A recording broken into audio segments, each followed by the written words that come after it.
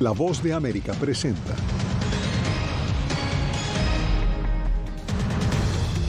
Por tierra y aire, fuerzas militares israelíes ponen en marcha segunda etapa de su incursión en Gaza.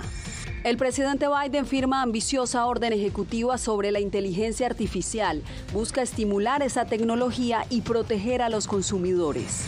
En México, nueva caravana migrante se desplaza al norte, mientras Estados Unidos agiliza centros de movilidad segura. Y el Tribunal Supremo de Venezuela anula las primarias opositoras que le dieron la victoria a María Corina Machado.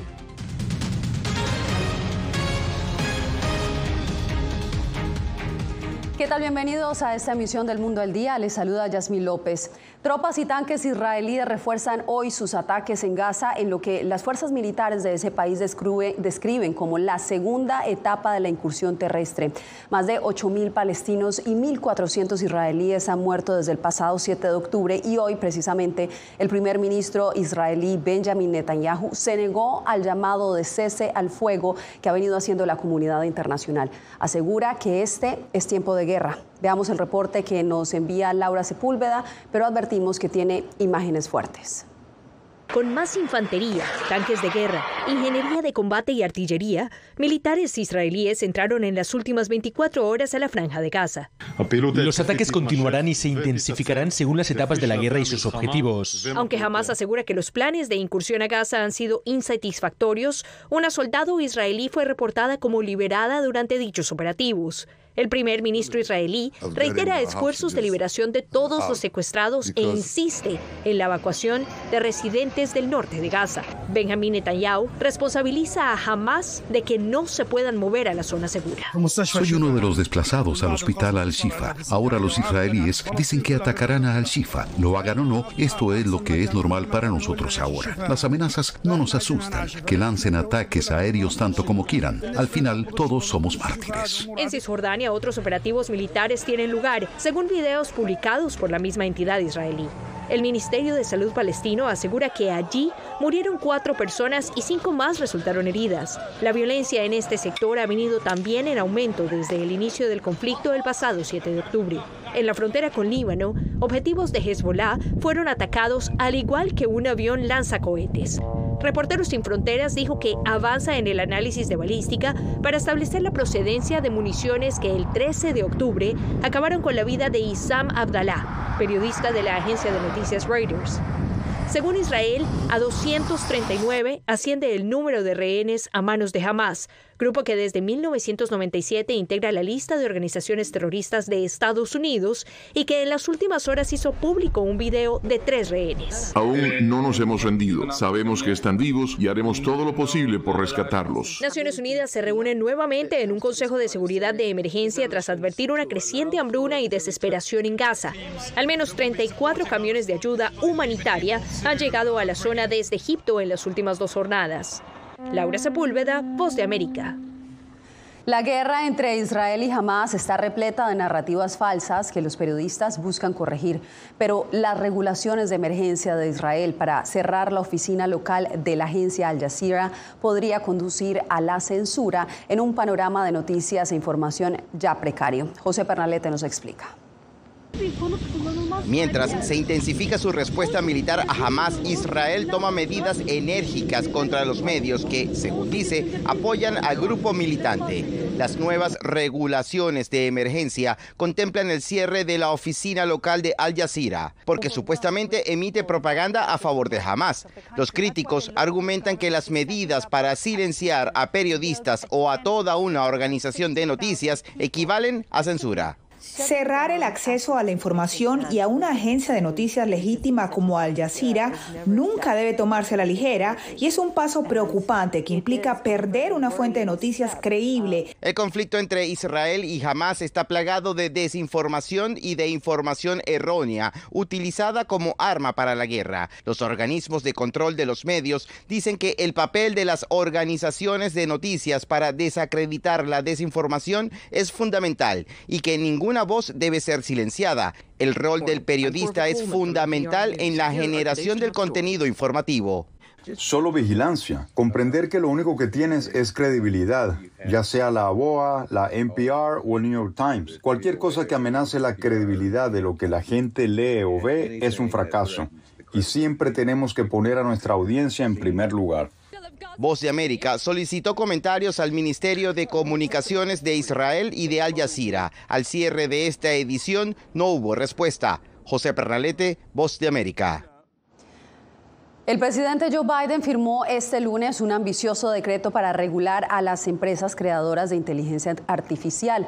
La iniciativa nace de las constantes preocupaciones de trabajadores y también de consumidores sobre esta tecnología. Jorge Agobián nos explica el alcance de la orden ejecutiva.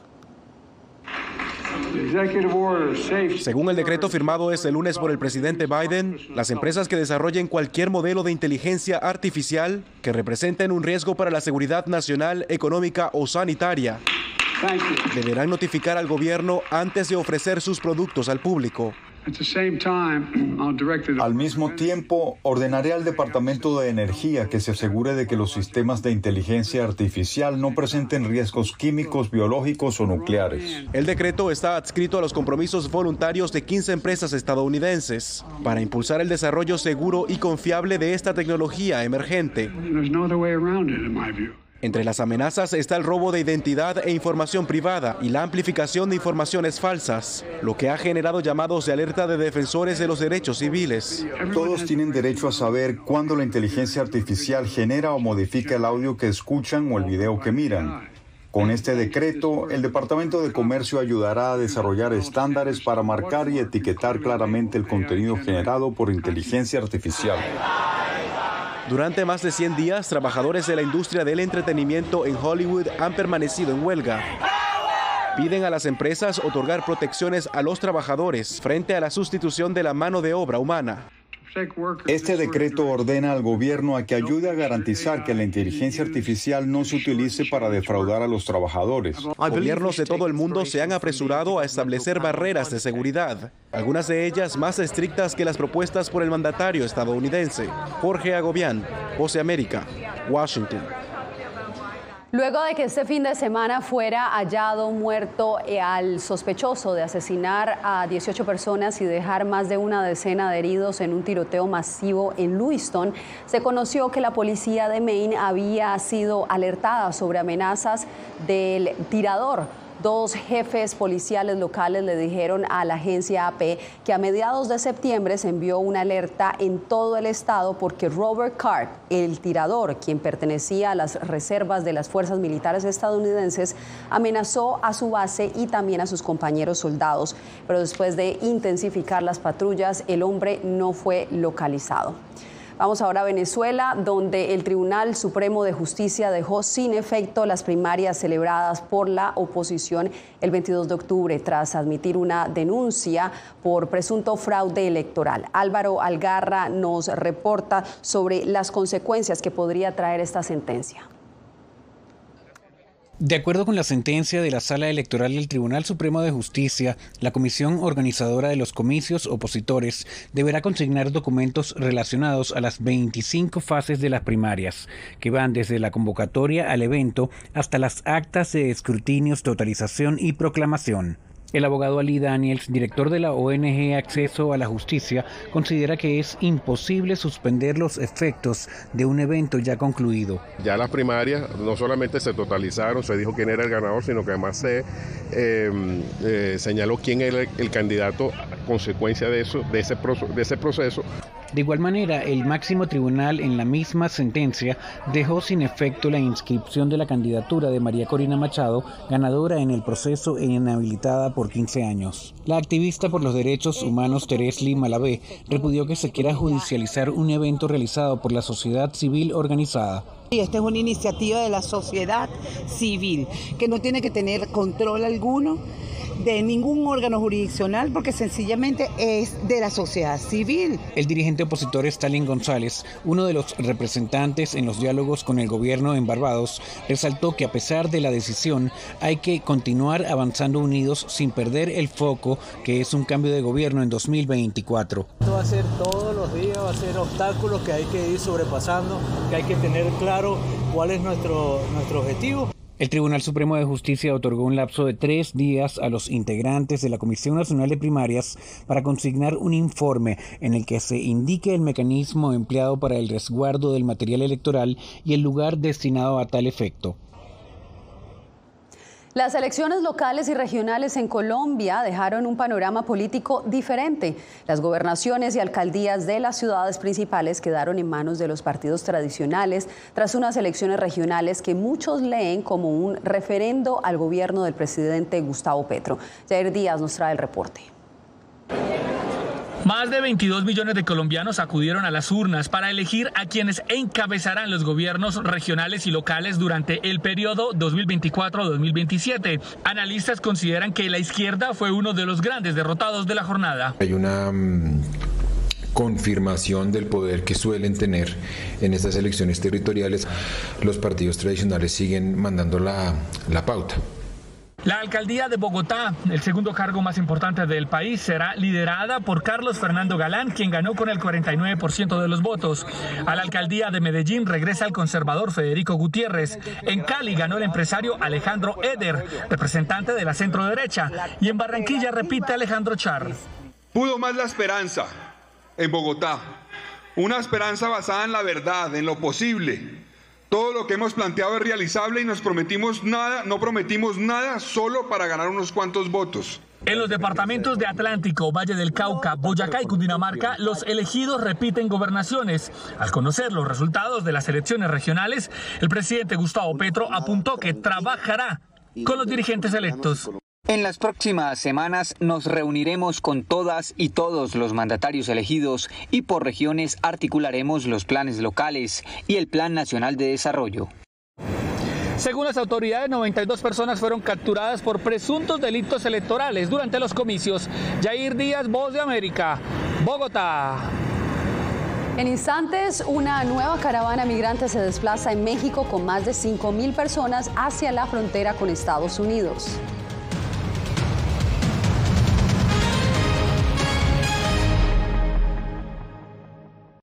Soy Belén Mora, periodista de La Voz de América. Como reportera y presentadora tengo la responsabilidad de acercarles las historias que se generan en Washington y que impactan tu entorno cercano. Desde perspectivas diversas en un ambiente informativo en constante evolución que pone a prueba y nos hace poner en la balanza nuestros valores profesionales, te presentamos información veraz, porque en La Voz de América la prensa libre importa. En tiempos de cambios, cuando el mundo parece incierto y lo que escuchamos no refleja lo que vemos, buscamos la verdad. A través de la pantalla de la... Cuando nos cuentan solo una parte de la historia, perdemos la confianza. En momentos de crisis, nuestros sueños, esperanzas y deseos de un mejor mañana dependen de una prensa libre. En La Voz de América te traemos las historias que la gente se arriesga a ver. Conectamos el mundo y lo unimos con la verdad.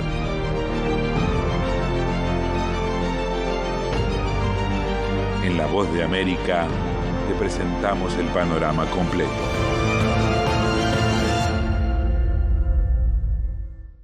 Soy Jacopo Luzzi, reportero de La Voz de América aquí en Washington, D.C. Ya sea informando desde el Capitolio, desde la Casa Blanca, cubriendo el impacto del cambio climático, el impactante tema migratorio, o subir en un avión y cruzar medio mundo para estar en el lugar de la noticia con la información precisa y veraz, este es mi compromiso como periodista. Un compromiso de vida profesional que comparto con ustedes, porque en La Voz de América la prensa libre importa.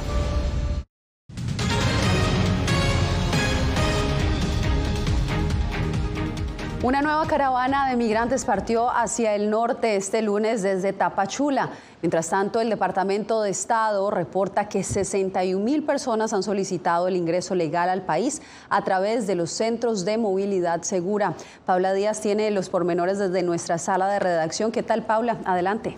¿Qué tal, Yasmín? Así es. Más de 6.000 personas en estos momentos caminan por las carreteras de México luego de iniciar una caravana que estuvo por muchos días, estas personas estuvieron esperando un permiso migratorio, pero al no obtener este permiso decidieron ellos empezar a caminar en grupo. Cientos de migrantes partieron este lunes en una nueva caravana que salió de Tapachula rumbo a la frontera de Estados Unidos. Hombres, mujeres y niños, algunos bebés e incluso personas de avanzada edad caminan por las carreteras del sur de México. Sí, había escuchado yo que era duro, pero nunca me imaginé que es así de duro, pues, pero ahí vamos con mi hija y ahí vamos luchando. Los migrantes intentaron por varios días que el Instituto Nacional de Migración les otorgara permisos para transitar por territorio mexicano, pero al no obtener respuesta decidieron caminar en grupo. Más de 6,000 personas, Vienen muchas nacionalidades, pero la gran prominencia es los de Centroamérica. Este movimiento masivo de migrantes ocurre mientras el Departamento de Estado de Estados Unidos dio a conocer que 61,000 personas han solicitado ingresar al país a través de las oficinas de movilidad segura que están funcionando en Colombia, Costa Rica y Guatemala. Es un programa creado con el fin de agilizar los trámites de refugiados y otros permisos humanitarios y de empleo. Las personas que se registraron en movilidadsegura.org ya comenzaron a llegar a Estados Unidos. Por ejemplo, 3 primeras familias venezolanas que se inscribieron en el programa en Colombia llegaron a Estados Unidos el 19 de octubre. Más familias están pasando por medidas de seguridad y otros pasos de verificación mientras se preparan para su llegada a Estados Unidos. La funcionaria aclaró que varía la duración de los trámites en cada caso. La Oficina de Movilidad Segura en Colombia ha procesado 43,000 solicitudes de ingreso a Estados Unidos y en Guatemala se procesaron 14,000. Los miembros de la caravana están siendo acompañados por Protección Civil Mexicana. No está claro por qué al lado de la frontera van a llegar ni la fecha en la que esto suceda. Bueno, pues quedamos atentos al desarrollo de esta noticia. Paula, gracias por el reporte. Y en medio de la crisis migratoria en México, la organización Médicos Sin Fronteras ofrece un remanso de esperanza a cientos de migrantes que atraviesan países enteros para llegar a Estados Unidos a costa de su vida y de su salud. Anareli Palomares tiene el reporte desde Ciudad de México. Médicos Sin Fronteras responde al clamor de atención humanitaria por parte de miles de migrantes que a diario cruzan por México hacia Estados Unidos. La atención médica es primaria, es básica, pero bueno, damos prioridad ahorita a lo que son niños y a mujeres especialmente embarazadas. Yuleidi caminó 5 horas para ser atendida. Estoy embarazada, muy bueno, buen servicio y nos ayuda mucho. Por el proceso que pasamos ya llegamos sin un peso, no tenemos cómo ir a una farmacia o a un consultorio a pagar pues, para poderlos atender y esto para nosotros es de mucha ayuda. Médicos, enfermeras, psicólogos y trabajadores sociales atienden de manera gratuita en el Centro de Movilidad Migratoria de Juchitán, Oaxaca. Las enfermedades que más vemos son diarrea, enfermedades respiratorias, lesiones de piel y mucho trauma, en tejidos blandos, heridas, ampollas, deshidratación, golpe de calor. Ya tenemos casi un aproximado entre los 25,000 y 30,000 migrantes que han estado llegando aquí. Y este es el panorama previo al 22 de octubre, fecha en que presidentes y cancilleres de 11 países de Centroamérica se reunirán en Palenque, Chiapas, con el mandatario mexicano Andrés Manuel López Obrador para crear una estrategia conjunta que permita atender las profundas causas del fenómeno migratorio. Anareli Palomares, Voz de América, México. México también comenzó los esfuerzos de recuperación días después de que el huracán Otis azotara la costa del Pacífico. Las autoridades despejan las calles de Acapulco de los escombros y contabilizan 48 muertos en el estado mexicano de Guerrero y 36 personas permanecen desaparecidas, informó este domingo la gobernadora del estado, Evelyn Salgado. Se estima que los daños causados por el huracán llegan a unos 15,000 millones de dólares. Cuando volvamos, policía y ejército nicaragüense recibirán más presupuesto. ¿Qué significa la medida para la nación centroamericana? Les contamos.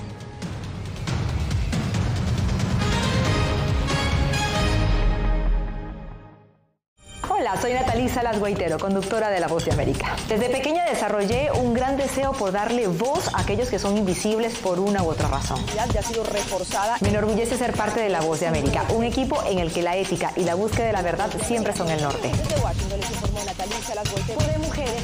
Ser periodista es una gran responsabilidad porque somos defensores de principios de libertad y para mantenerlos, la prensa libre importa.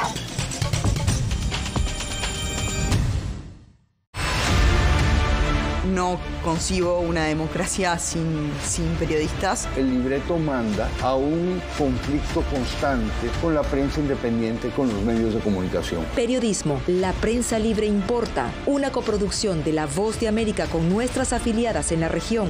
Se ejerció esta profesión con mucho miedo. ¿Cuántos periodistas van muertos ya?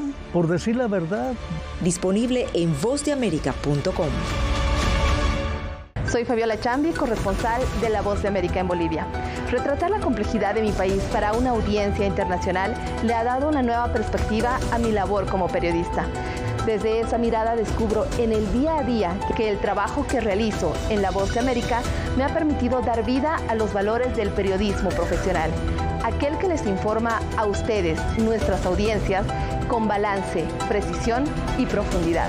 Porque en La Voz de América, la prensa libre importa.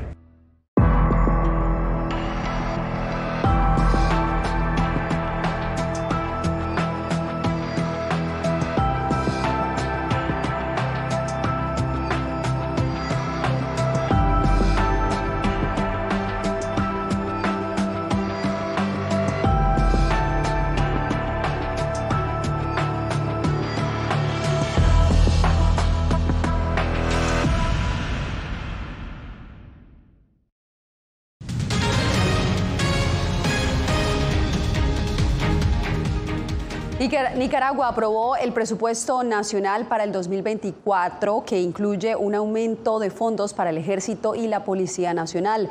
Recibirán un aumento equivalente a unos $20 millones con relación al año 2023. Donaldo Hernández nos informa.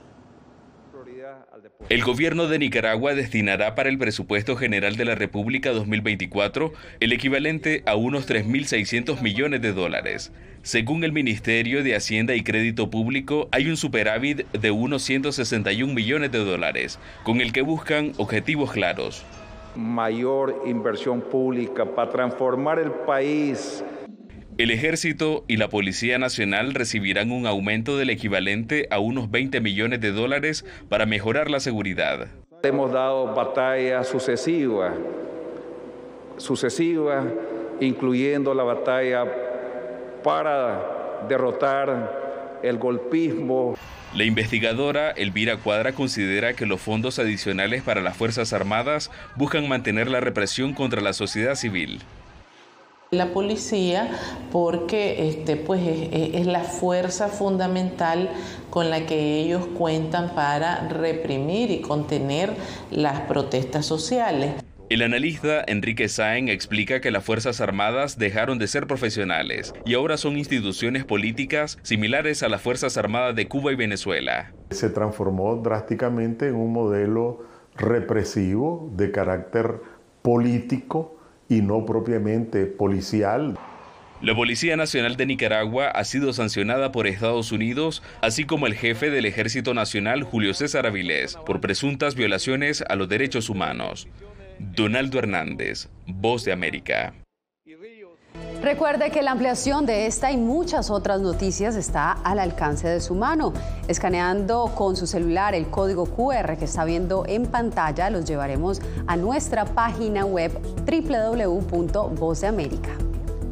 En instantes les contamos sobre una de las tradiciones más populares con la que los guatemaltecos celebran el tradicional Día de Todos los Santos.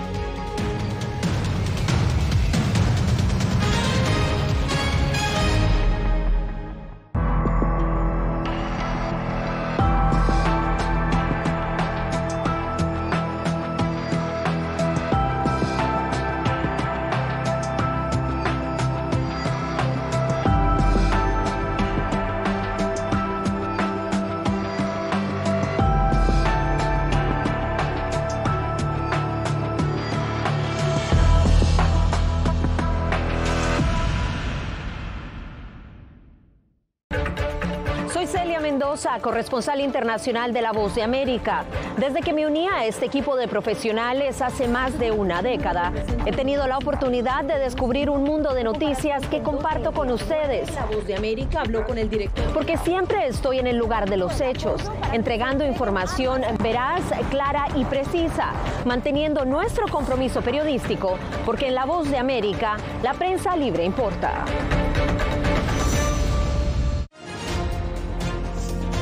Actualidad. Que la inteligencia artificial va a estar presente en nuestro día a día. Intentan sacarse de encima a trabajadores. Análisis. El cambio climático está teniendo muchísimos impactos que afecta siempre a los más vulnerables. La región necesita ayuda. Debate. Proteger a las escuelas con armamentos. Es una total ridiculez, algo inverosímil. Con la información más allá de los titulares. Todas las semanas por La Voz de América. Desde Washington, les saluda Gonzalo Abarca. Hola, soy Oscar Ortiz Barahona, corresponsal La Voz de América. Ser La Voz de América desde Honduras me permite conectarme con todos ustedes, nuestras audiencias en todos los países del continente, ofreciendo información veraz sobre los temas que más te impactan. Honduras y los Estados Unidos han ejercido labores humanitarias. Más de 40 viviendas. Desde perspectivas humanas y con base en hechos, te informamos para que seas tú quien formes tu propia opinión. Porque La Voz de América, la prensa libre, importa.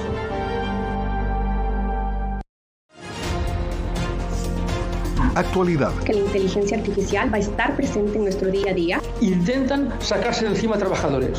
Análisis. El cambio climático está teniendo muchísimos impactos que afecta siempre a los más vulnerables. La región necesita ayuda. Debate. Proteger a las escuelas con armamentos. Es una total ridiculez, algo inverosímil. Con la información más allá de los titulares. Todas las semanas por La Voz de América. Desde Washington, les saluda Gonzalo Abarca.